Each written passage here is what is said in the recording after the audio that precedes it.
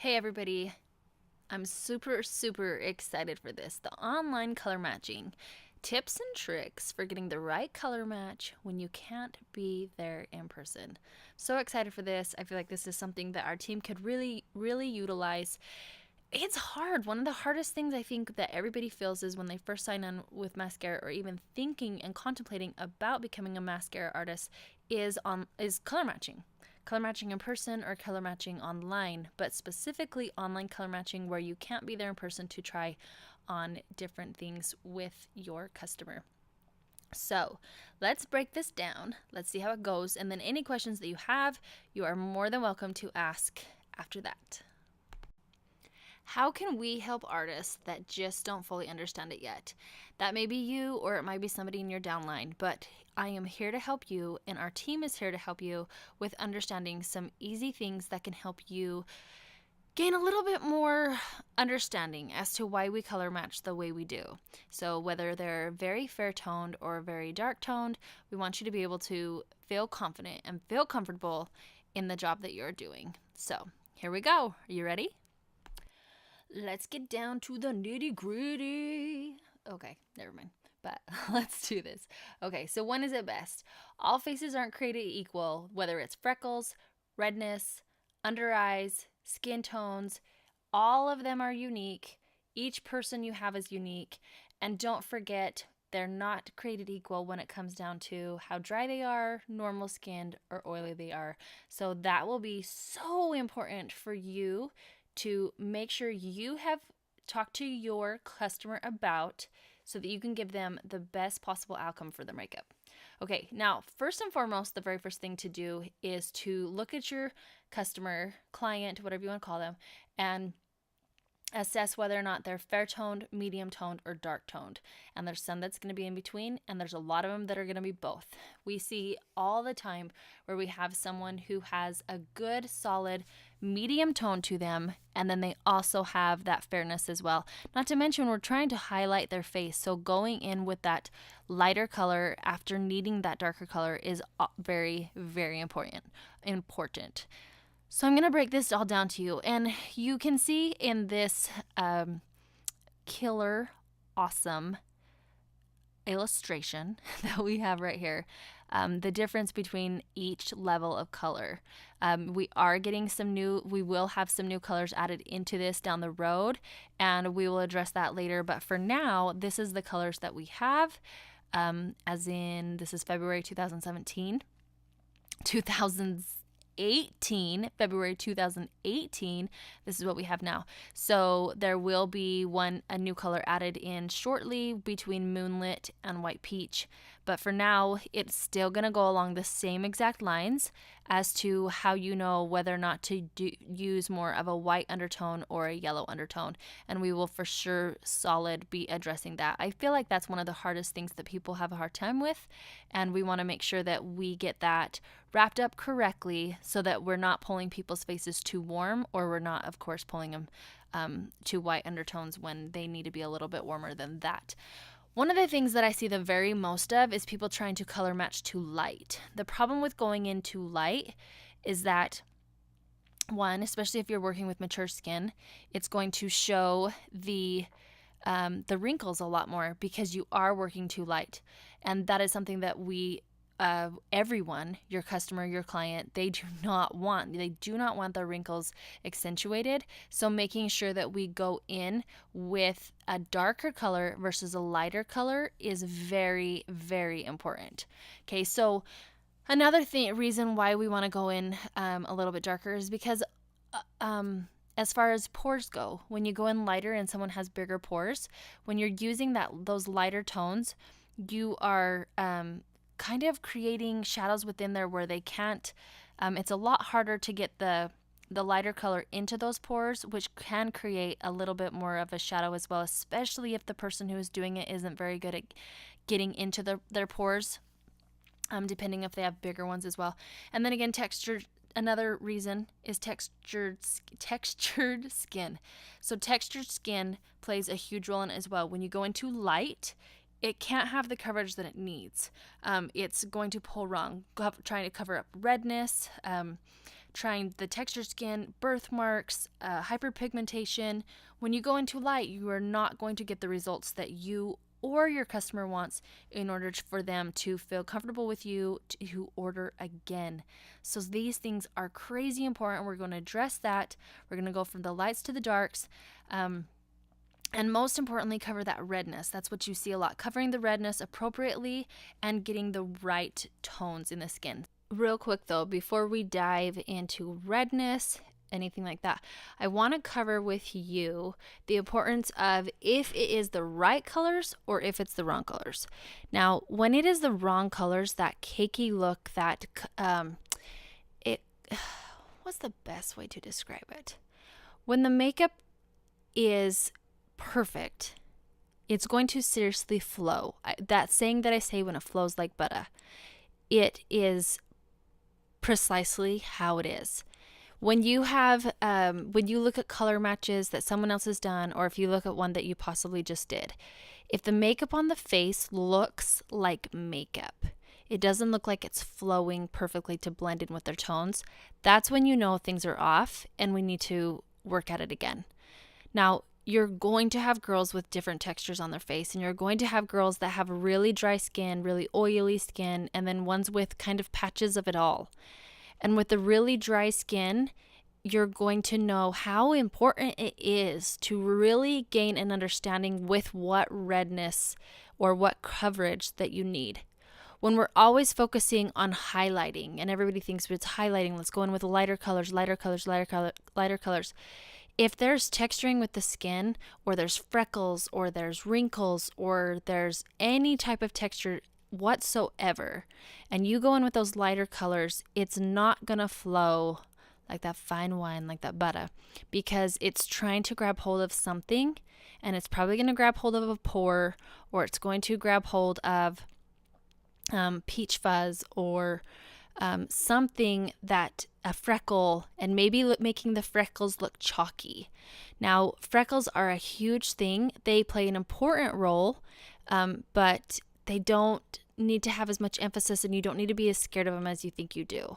So it's really important to pay just attention, and when you're doing the face, to stand back, take a step back from the face and really look at it. Does her tones match up really well with from her face to her neck? Are they the same tones? Yes, she might have a little darker chin naturally than her neck, but are those tones matching up the way they need to? So there's no like, whoa, here she's wearing makeup, whoa, she doesn't have makeup on here. But that cakey look is going to look cloudy, and it's going to look like makeup. When you get that makeup on her face, we don't want them to look at makeup, because this is the best kind of makeup that is accentuating their beauty versus hiding it like a makeup look would do. When we go into light also, and with the wrong color for something like freckles, then with that issue, you're going to make them look clouded. So say I had a girl with a really dark brown freckles, and her freckles are dark, but her pigment is light. If I go in with just a white peach, all I'm doing is making this cloudy mask over her freckles, and that's something that I definitely don't want to do. And so if she has a ton of freckles, we look at the color of the freckles, we look at how many freckles that she has, and we look at what her undertones are. Really good chance with a ton of freckles that you're going to have to meet in the middle with the colors. So if you have to go, if she's really light toned, she has a ton of freckles across her beautiful face, from her cheeks, across her nose, just that beautiful, I call it cabbage patch because that's what my cabbage patch look like. But that look where there's just a ton of them, you might have to go in with something like an amber, and then go back and, once the two are fused together, then go back over with the white peach. So really, I utilize those darker colors as my concealer. I utilize those to blend in with the skin, to make the skin flow. And you're going to fully understand this, hopefully, the more we go on and the more you get it on product. Please get this product on people. I don't care what color you feel that you are going to use demographically where you're at. Have the knowledge to be a killer makeup artist, because every makeup artist is going to work with every type of skin. You're going to have your moonlit all the way to your cinnamon. 100%. And this is only going to make you a better artist by focusing on those colors and understanding them fully. Everybody's skin type is different. Every moonlight girl that has a little bit of redness is going to be different from the other. Every cinnamon girl is going to have a little bit of difference. She might have cinnamon and papaya, little lighter cheeks, little darker under the eye or darker right at the chin line. Every single client you have will be different. There's some that are close to the same, but they're different. So take the time to figure out the product and utilize it the best that you can. One last thing that I want to say about freckles is, depending on what the girl wants, a lot of girls love their freckles, but I personally know people that absolutely do not like them. And when it comes to somebody who wants to cover up their freckles, again, it depends on how many freckles they have, but you would treat the freckles kind of like how we take care of acne. But one thing you can do with a girl that has a ton of freckles is taking those darker colors, making sure that those are used. When I say a lot, I want to make sure that it's not cakey, but taking those darker colors, the pigmentation of what the freckle is, and then going back into with your darker color. So you're wanting to mask it. So if you're wanting to mask it, then you're going to meet with that color. Does that make sense? And then those who just have sporadic ones that aren't very many, you're going to go in with a darker color first to kind of mask them, something possibly even a mango. But you're going to trial, since every freckle is different, every acne is different, every face is different, but you're going to trial if it's something that a mango might be able to help mask, and then go back in with the other color, or going in with the darker color and then going in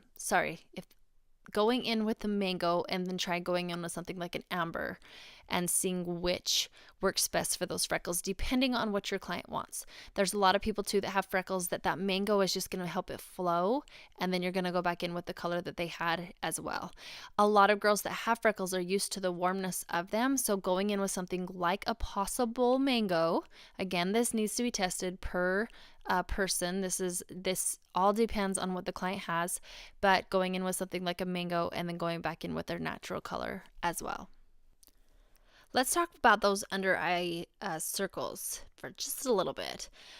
The biggest thing with the under eyes that you want to focus on is what color are their undertones. A lot of people think that if you just take a concealer and you cover it up, it's going to work. Wrong. Because every person's color under their eye is a different tone. Some are purple, some are blue, some are green, and some just are a cast of a dark brown. So depending on what color theirs are depends on how you're going to match that up.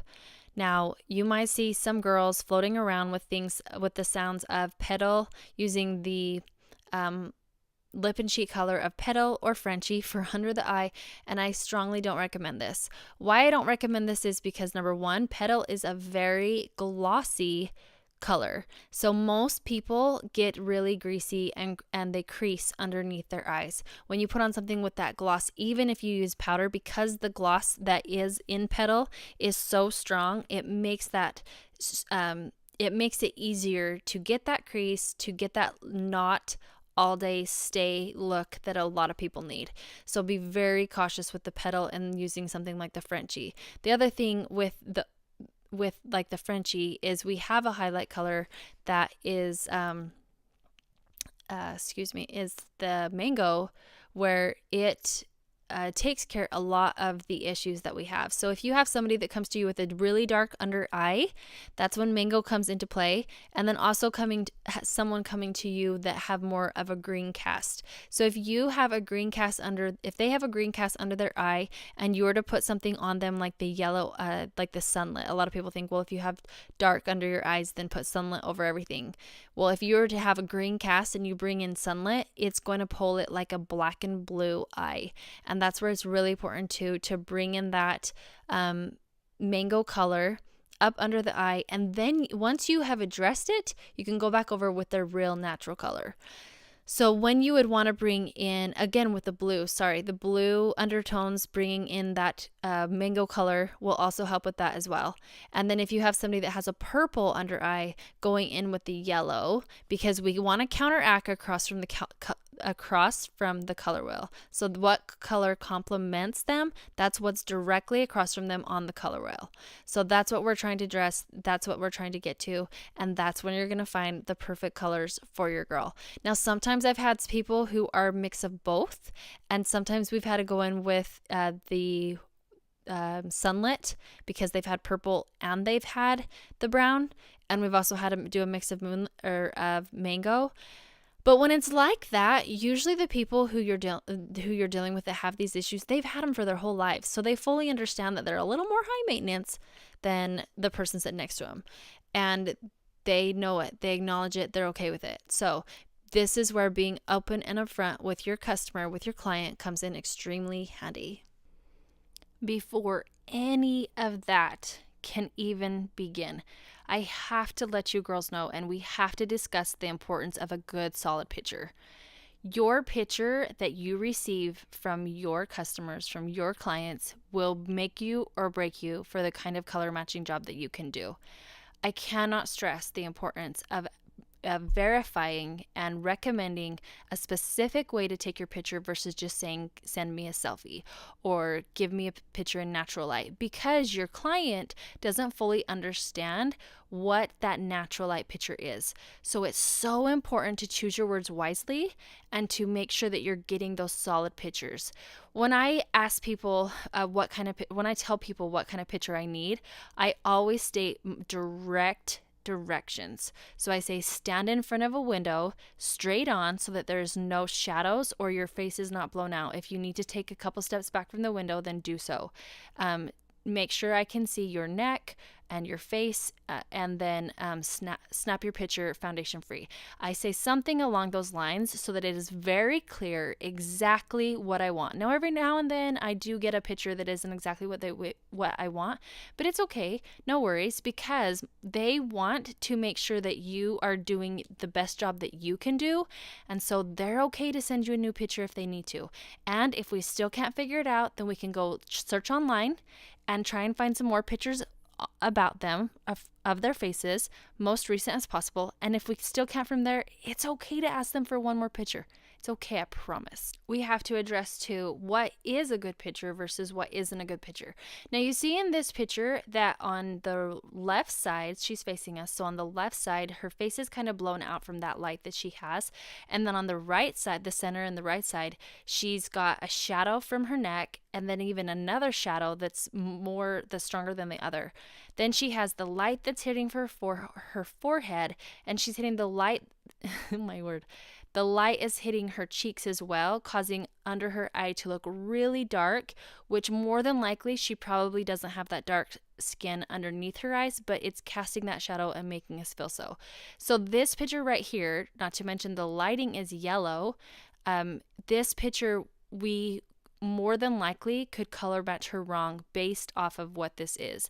A solid color match cannot be based off of a picture that does not show the correct, true tones. They will not get offended if you ask for another picture. And if they do get offended, then you need to tell them, you know what, I'm trying to give you a customized foundation. It is so important for me to get that correct picture for you. And it's something that you're going to want in return where you are investing in this product. So really, do you see the difference here? The other reason too why it's good to have a good solid picture up first is because you want to use, in a lot of times, especially if you're taking these pictures, in your before and afters. So if you have a solid before and a solid after picture where you might be doing makeup further back into a room or in a living room or something, but when you're needing to take those pictures, first of all, always try and do your makeovers in good lighting, but bring them to the window. Bring them to the window and take that picture so that you have rock solid befores and afters that you can put into your portfolio and onto your Instagram page, onto where your Facebook page, where you want people to show what kind of a job that you can do. That's so important, and one step that you will so be glad that you did from here on out. Okay, let's address those white tones versus the yellow tones. This one is the one that I feel like everybody has the hardest time with on trying to figure out how we know if we need to use white peach versus aura. So you can tell by the picture in the left, her skin tone is just mucho yellow compared to the other one. So one of the hardest things that people can't decide on is do we pull her more yellow, do we pull her more aura, or do we pull more white peach? And here's my suggestion to you. With both of these girls, each girl has a little bit of redness. So each girl is going to need more than one highlight color.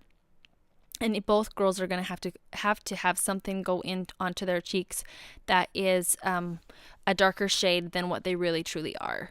So how do we know which shade that they should be?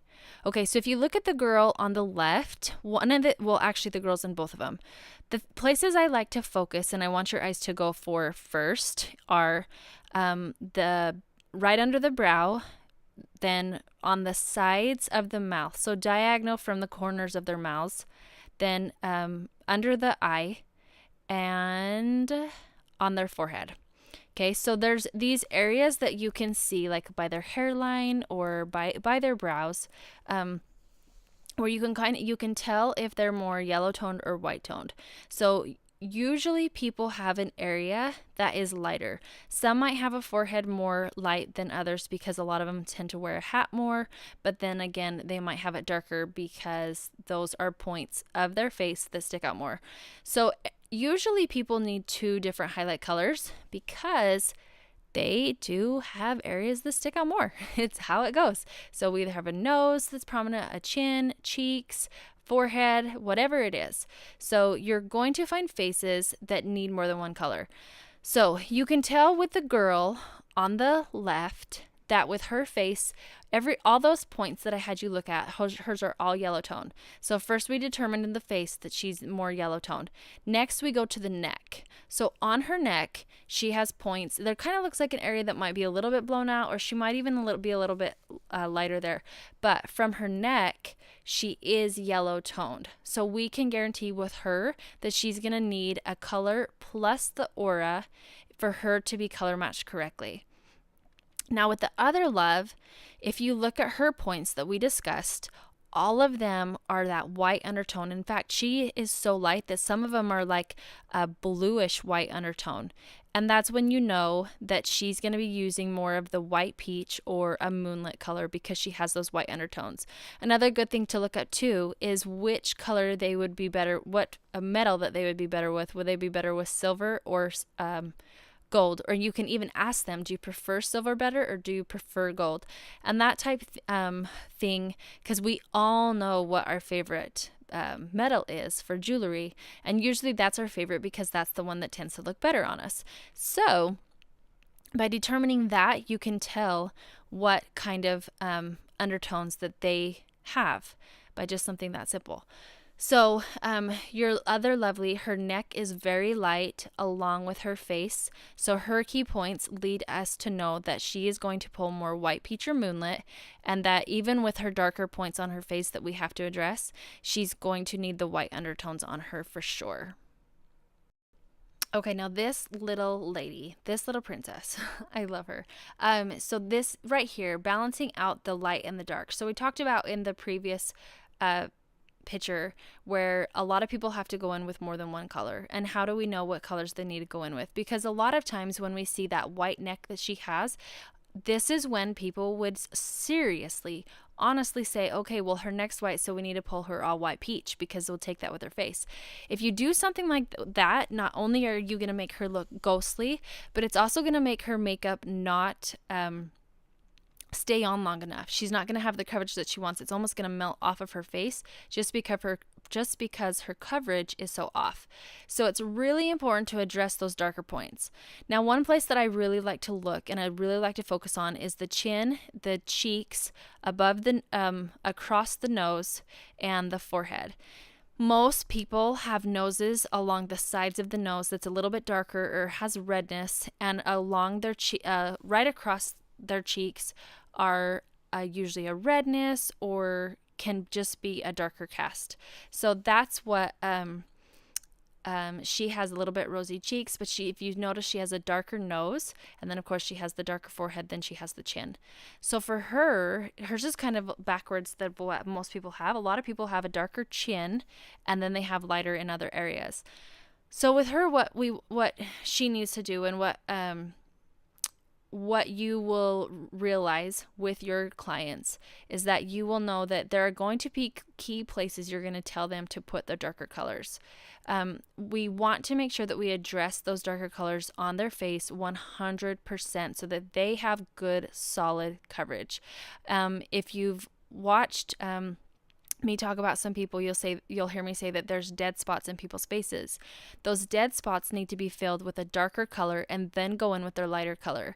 When you don't do this, they don't get the coverage that they're needing in those kind of dead zones, and it just feels like something's off. So paying close attention to how their face is under their eyes, and how that settles, how their fine lines settle into their face. We want to make sure that they don't have dead zones, and we don't create dead zones with the colors that we choose. So it's really important to know as well that if you are going in with a lighter color under their eyes, if they have darker skin like she does in this picture, don't just go in with that lighter color to go over top of it. Go in with that darker color, perfector sponge it, and then go in with the lighter color, and you can add what you need and the dimension that you need from there. And I promise you that the end result is going to be so much stronger, and the stay power of the makeup is going to be so much better. Now for her, because she had the darker points under her eyes and on her forehead with a lighter chin and a lighter neck, she had to go in with the darker points with the amber, and then she had to go in with the lighter points with the white peach. So she went in with the amber under her eyes, on her forehead, a little bit on her chin because she has that redness there, and then down her nose, and then she perfector sponges that, and then she goes in with her white peach where it's needed. So under her eye in an upside down triangle, along her jawline, and then some stippled in random areas across her forehead, and then blended in together. That's going to pull all of her color in to where she needs it to be and create the look that she wants to balance out her skin tones. One thing that I think is really important to address as well is when you are going in with those two colors, it is so important to stress to your people so they know uphand what cakey is and what cakey should not be. Cakey should not be on the face whatsoever. This makeup should never be cakey. If someone's makeup is cakey, they're applying too much, and also their product is going to run out a lot quicker. This is why in most situations, in a lot of situations, a lot of people do love the 30-second hack brush, but if you have someone who's going through product too quick and they're feeling cakey all the time, have them use the detail hack brush with the big end to highlight and the small end to contour. With the big end, they're going to dab into the makeup as where they're only getting it on the very bottom of the end of the brush, and then they're going to swipe it out the contour with the small end of the brush. By doing this, they're using less product, and they're able to make their makeup last a whole heck of a lot longer. But also remember too, that perfector sponge. It is important to utilize that perfector sponge because that is going to make it or break it. You'll have a lot of clients that fully understand how to use their makeup, but you're also going to have a lot that don't, and you're also going to have a lot that apply with a heavy hand. So having that perfector sponge and having the knowledge of the detail hack brush and telling your clients whether you're upfront that their makeup, if it ever does feel cakey, it's because that's applied too much, and there's a way that we can fix that and make sure that it never happens. That is going to set their confidence in you as an artist and prepare them ahead of time for knowing if it's a good product or not, because we don't want them to think that the makeup is cakey. So if they know ahead of time that if it does feel that way, it's because there's just been too much, that's going to save them from, and you, from them thinking that the product's bad when really they just applied too much. All right, darlings, it's time to address that redness. It's something that I feel like almost every single face has a little bit of redness. But the awesomeness is that it is so different for every person that you get to decide which one's best for them. So we're going to go over a couple different methods. And it is so important, I think, first and foremost, to look at the redness that they have. Is it a deep red that shows textured skin? Is it a deep red that shows like purplish veins? Do they have big pores? So when it's things like that, there's a difference on what product that you'll use versus just a little surface red is what I like to call it. The surface red is just when it's this creamy red color that isn't showcasing any difference in skin. The skin isn't drier. It's just this little rosy red cheek. So there's a difference between that and like rosacea, where someone who's been battling it for a lot of years, like their skin is just textured a lot differently. So we need to look at the depth of the red. Now, back when all the mascara artists started learning about this makeup, they thought that Sunlit was for everything. And let me tell you, it's not. Sunlit is very good at showing wrinkles. It's very good at showing pores. It's very good at highlighting textures when it's not used correctly on the right face. That's why it's so important to determine these key factors, because Sunlit isn't the answer for everything. Now, and also taking a color that has been known to stop redness isn't the answer for everything. So it's important to know how deep that redness is. So in this picture with this beautiful girl, her redness is not deep at all. In fact, this is only a sunburn. So her redness is not deep. Her color was a medium skin tone. So we're going to talk about those mediums. So right now, if you look at her chin, she just has, I like to call it kind of cloudy or kind of dirty. Like if you were to take just a fair person and then you put just a little dirty or a little cloud to them, that's that medium skin tone where it's not too much, but it's not quite fair. There's something in between there. And that's what her chin is right there, and her forehead. It kind of has that darker cast to it than what fair would be. So she is an amber color. So amber worked best for her, and she did not need anything else. Amber's really good. It has a lot of yellow undertones. It's really good at taking out a lot of redness as long as it's a surfacey red. And amber did great for her. So amber is her all over color. I went in a little bit with aura, a titch of aura under her eyes to wake them up just a little bit more. But amber is her all over color for her surface red, and it was perfect on her. You will know when the color's right because it just blends. I call it butter. It is the bread and butter of her face. It makes sense. You're not having to try. It just flows right into the skin.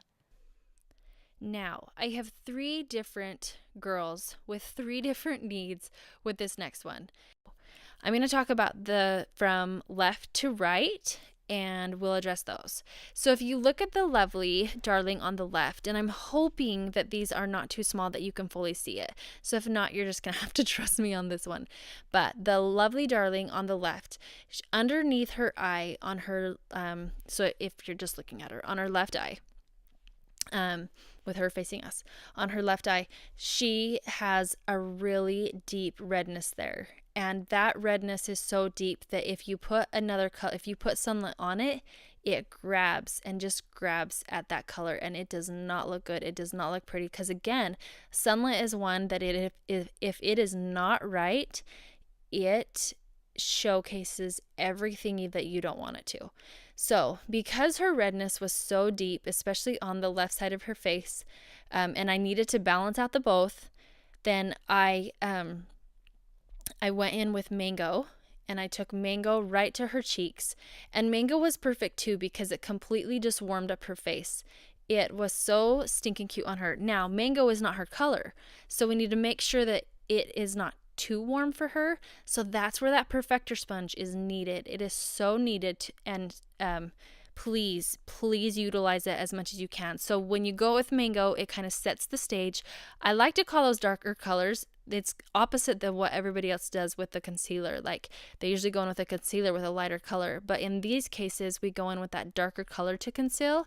And even though we're taking the thickness of the Mango out, it's still there. It's still blending, and it's still making things just fuse together. So with her, we went in with Mango on her cheeks, and then we went in with Amber all over. Very light hand though, because she's barely amber.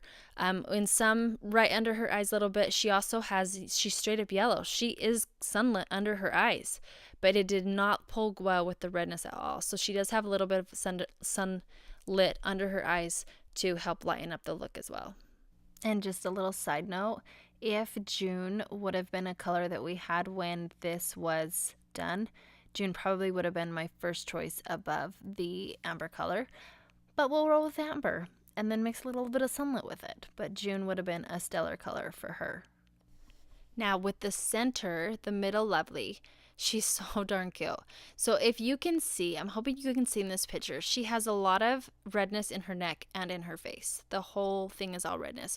Now if we were to go in with sunlit with her, where she has all that redness in her neck and then pull everything out with her face, it would look off because she would have all that red still, and then there would be no red at all in her face. So it's really important with someone who has that red neck to really focus and find what is best for them. So for her, if you look on her cheeks, she has a very textured skin. If you look on her nose, everything's pulling almost purple because there's so much redness there. So it's she has pores, and she has that textured skin.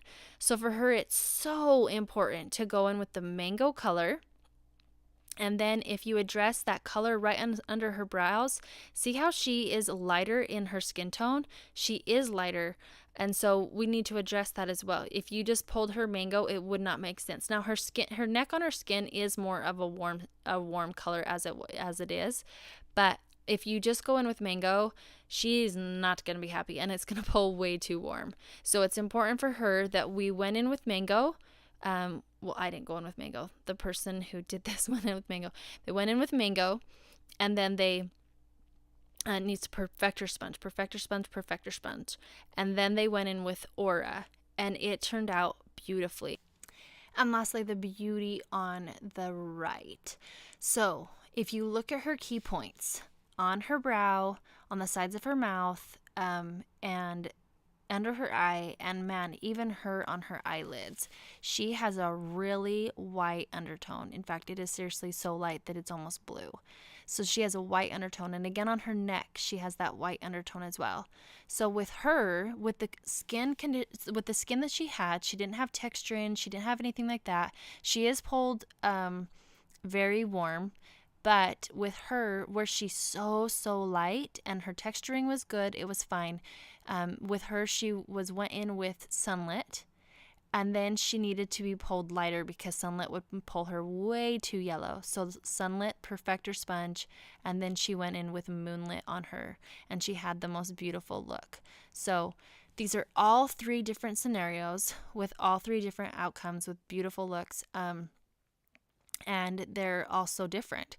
So with the middle one, it was important to pull her to more of the tone that her neck was, but then to also go into her right shade. And that by going in darker and then coming back in with lighter, she got the outcome that she needed. So here's 3 different reds, and they all work perfectly with them. Again, it's just so important to figure out what kind of redness they have, whether it's surfacey or whether they have the textured skin.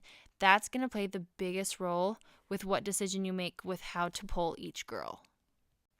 Let's talk blemishes.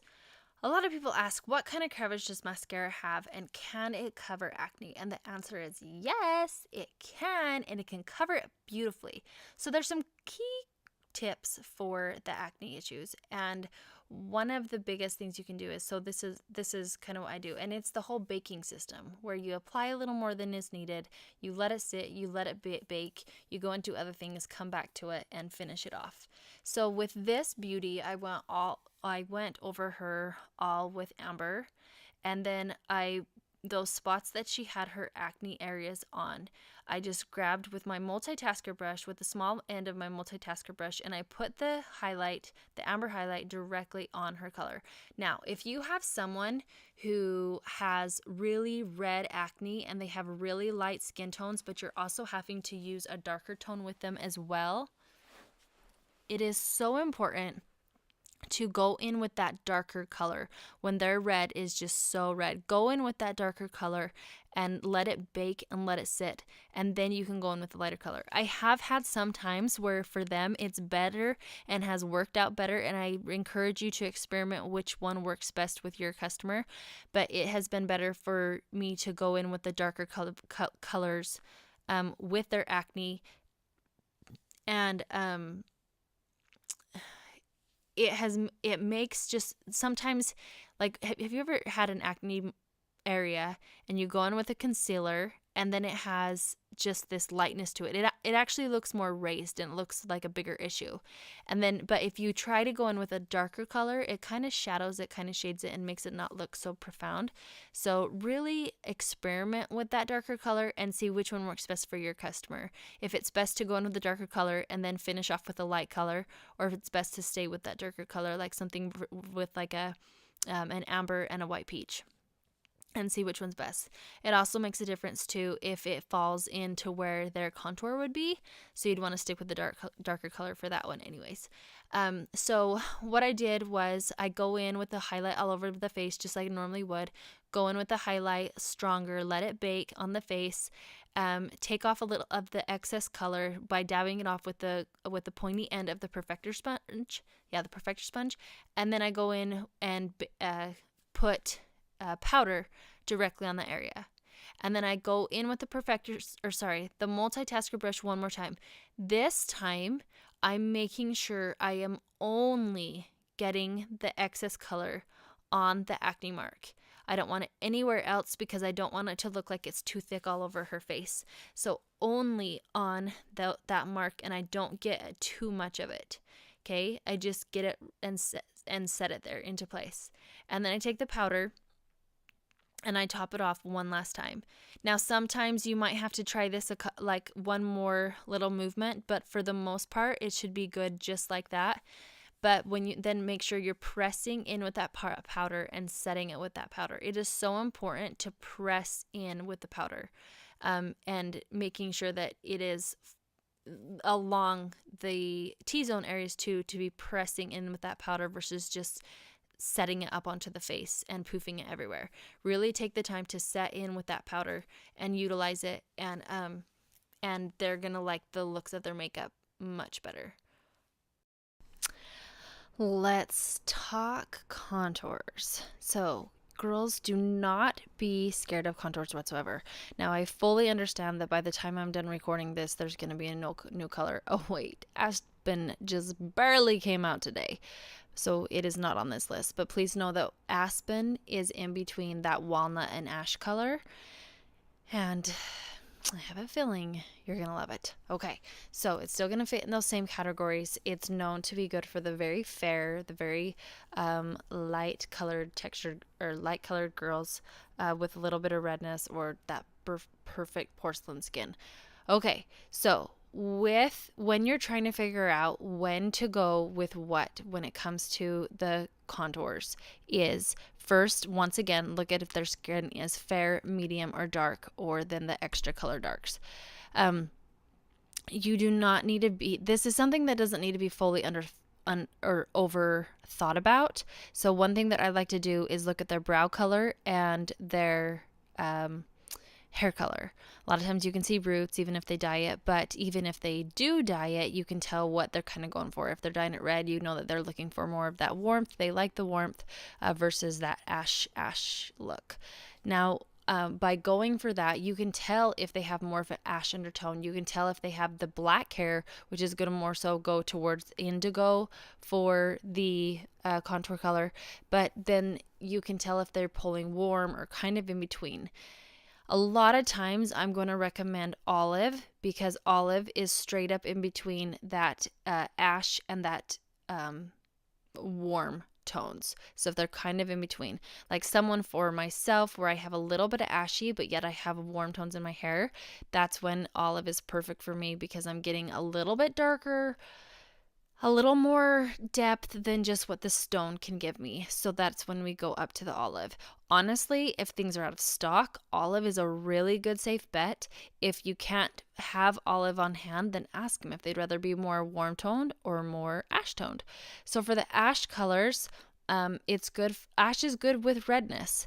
Ash is good for if they have those really light undertones and they have some redness with it. Ash still works well with that. And then also There's some beautiful girls even on our team with that very light skin. So we have Nikki Bingham on our team, Caitlin Bench on our team, that they have that beautiful light skin. They love ash. It looks beautiful on their skin tone. I pull a little too warm for that, which is funny because I have these white undertones going on with me as well. So I've got to have one that meets in the middle, and ash doesn't work well with me. So look at the hair. Look at what tones they like to pull. And you can also get a sense too when people tell you that they love bronzer, you're going to know that they like to pull a little more warm. I worked with a girl the other day that had she had that light fair skin, but she had the redness in her cheeks, and because we used the ash on her, it turned into a very beautiful color. Now, with the contour colors, you want to make sure that it doesn't pull them muddy. If they're looking at a muddy color that's on their cheeks, take it off quick. We do not want that. Another thing to think about as well when we contour noses, we have to pay really close attention to that, because we naturally have a lot of people naturally have a redness in their nose. So when you put something on someone's nose that pulls warm in the first place, let's say stone, it's actually going to pull their nose red. So that's where that shadow comes in, that awesomeness shadow comes in, and that's the detail contour color. Now, with shadow, I want to stress, Kara did not make shadow to be used as a contour. She created shadow to be used as a detail color. She uses shadow on the nose, and that's it. With creating, like on the cheek, she really doesn't use shadow. Now I have seen it firsthand with girls who have tried everything that kind of have a reddish hair look. The way their skin has pulled, nothing seems to be working on them, and shadow is the answer. But that is very few and far in between. So please don't just say, oh, they have red hair, their color shadow. Please do not do that. That is one color that has to be used in person, or else it can look extremely muddy on them. So I want to be sure of that.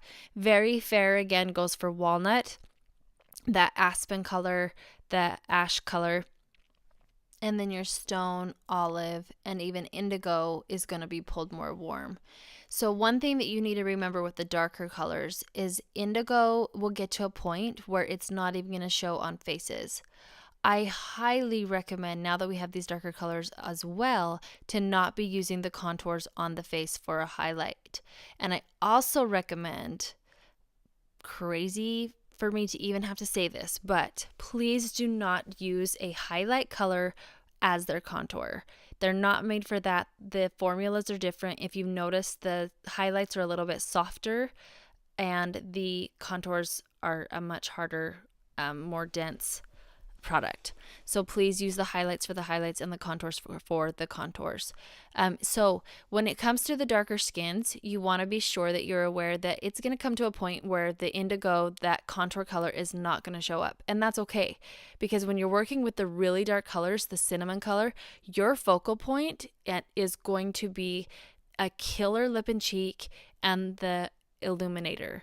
That is going to be what makes the face pop with your really, really dark colors. So indigo you can still use. I have a beautiful girl from Haiti that is one of the darkest colors I've ever even seen, and the indigo does work for her, but it's not the focal point. So she does have a little bit of a line, but it's not a focal point like it is for people that have the lighter complexions. So remember that as well, that when you are working with darker colors, you really want to make sure you pick a solid lip and cheek color and a solid illuminator color. And rose gold is beautiful for an illuminator. Pearl can be beautiful as well, but that rose gold color is like money. And then as far as lip and cheeks go with the darker colors, ruby is a really good color. Sandstone is a really good color. Black cherry is as well. Just make sure that those ones that are more glossy, that they do not have way oily skin, or else they're not going to be happy with the product in the end. Okay, now's the time that I want to discuss asking your customers questions. Now, I want you to build a relationship with your girls. Not only is this going to help you create this awesome environment that you are working towards, but it's also going to create them to be more comfortable with you so that you're more capable to help them. With them feeling comfortable with you, especially with someone has acne issues or skin issues that have bothered them for a really long time, they want to feel safe with you. And that's why it's so important to ask them key questions. So one of the things that I really want to focus on with questions to ask them is about their skin regimens are, how they take care of their skin. What kind of skin type do they have? Do they have normal skin, dry skin, oily skin? You would be blown away how many mascara artists do not ask that. They don't ask that, and they don't build that relationship with their people. And so not only are they not able to help their customers to the very best of their ability, but they're not figuring out the skin type in order to help those people feel situated forever. So it is so important to ask them what the skin type is, because then you get to go in and tell them, okay, this is how I would treat your skin.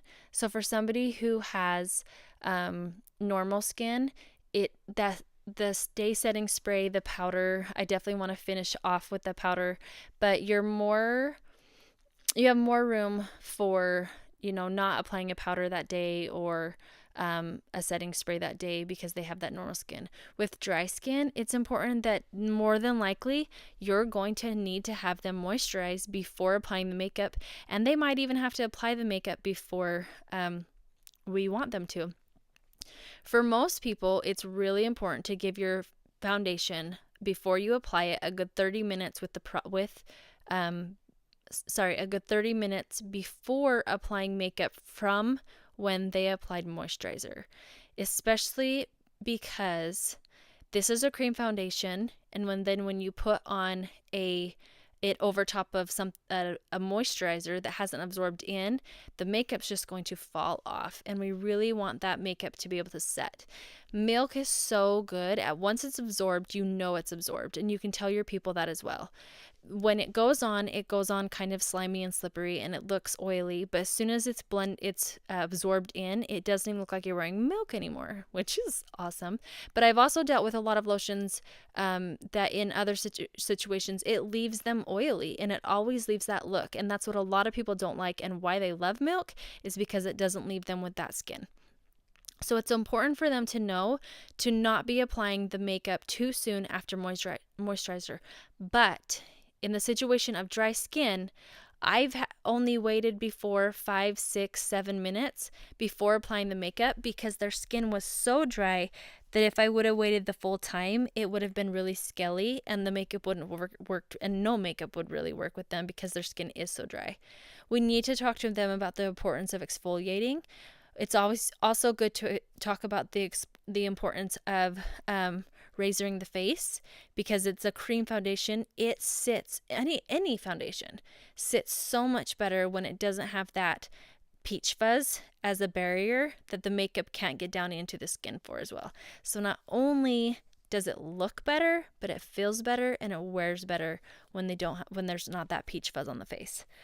Another key thing that's really important is finding out if they are oily or not. So all oily skin is not created equal. You won't find a powder that is absolute perfect for just one oily skin. People are all over the map for which kind they like, but you can recommend key ones for oily skin that you have heard or that you know of that are really good. Right now, the powders that I know of that oily skin folk really do like, some who are barely oily like myself, I love the Vanilla Dust that we have. Some who are more oily tend to lean towards the Airspun, but for my customers, Airspun has not worked, and it gets too thick and too gritty. And so there's also other people who are loving the RCMA, and then also the Too Faced Born This Way and Peach Perfect. Those are the ones that I've seen a lot of people like with oily skin. So it's important to address it, and it's important to tell them which options do you think is better for them. Now, I know that with oily skin, some people like to go in with just powder before applying their makeup, and then they go in with the makeup and then set with the setting spray and then set with the powder. I know people that like to go in with a setting spray. This is for oily skin. Go in with setting spray, then apply the makeup, then apply the setting spray and then apply to powder. I know people that like to go in with the makeup and just put a light dusting of like the vanilla dust and then go in with a strong dust and bake with a powder like RMCA and have it just bake and sit until they're done with everything else that they're doing. And then they go in and fix that. So it all depends on their type of oily skin. But if you've talked to them about their oily skin, they kind of tend to say, I'm crazy oily, or I'm not really, I'm pretty normal throughout the day, and then at the night I get oily. So you can gauge what kind of oily they are, and you can say, now for oily skin, you can try these methods with taking care of your oily skin. Here are some things that I recommend. By doing that, you build a relationship with them, and they love you for it. Now, I want to remember too, before I end this, that you remember when I talked about, are the pores showing? Do they see dry skin? Do they feel washed out? Is your face too yellow or too orange tone? Because we really want to make sure with those tones that we're blending it in well with the neck. Some girls are really dark on their chin and really light in your face, and you just want to get to the tones as close as you can. So remember to pay attention to those key things when color matching. Pay attention to the color that is under their brow, down under their eye, or on their eyelids, because some of those, it just all around there, you'll know. And then along the sides of their mouth, and you'll know whether that needs to be a yellow toned or a white toned. From there, you'll decipher if they need to go in with that darker color, or if they're good and solid with staying with the all over lighter color. Most people will have a darker color that needs to be applied, whether or not it's just around the nose or under the eyes or where it is, but they need to have it. All right, girls, that is the tail end of our training. I hope you're still with me. I hope you're still awake. I hope you've made it through this part. Know that you can go back to these whenever you need to and hopefully hit the section up that you need to know. If there's still bits and pieces that you feel need to be addressed, please let me know, because we can always create more trainings for this as well. But I'm hoping this covers a lot of the questions that you have. If you need anything, contact your upline. We have a killer upline that loves being on hands and helping each other out. So I hope you got what you needed out of this training. Once again, let myself or your upline know if there's anything needed, and have an amazing day.